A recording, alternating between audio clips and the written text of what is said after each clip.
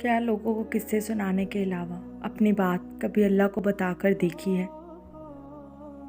सच तो ये है कि दिल को तसल्ली, दिल को चैन, दिल को राहत, मुश्किलों का हल, ज़ख्मों का मरहम, उलझनों का हल सिर्फ़ और सिर्फ अल्लाह के पास है। किसी को अपनी कोई बात, अपनी कोई परेशानी बताकर ज़्यादा उलझते हो, चंद पल का करार पाते हो, लेकिन अल्लाह को बताकर तुम हल पाते हो हमेशा के लिए। अंदर होने वाली हलचल को आराम होता है, महसूस करते हो।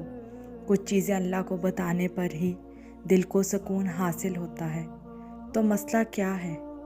तुम जहाँ बैठे हो, जिस कोने में भी हो, तुम एक दफ़ा अल्लाह के सामने ये बातें करके तो देखो, चंद आंसू निकाल कर तो देखो, सजदा करके तो देखो, उसकी तरफ रुजू करके तो देखो।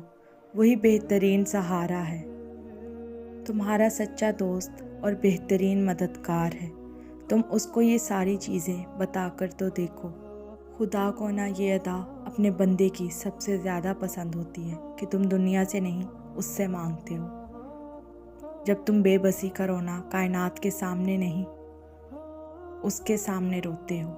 जब तुम सब कुछ ख़त्म होने के बाद भी इस बात पर यकीन रखते हो कि उसके सिवा कोई कुछ नहीं दे सकता, और बेशक वो अपने बंदे की तड़प कभी भी ज़ाया नहीं करता।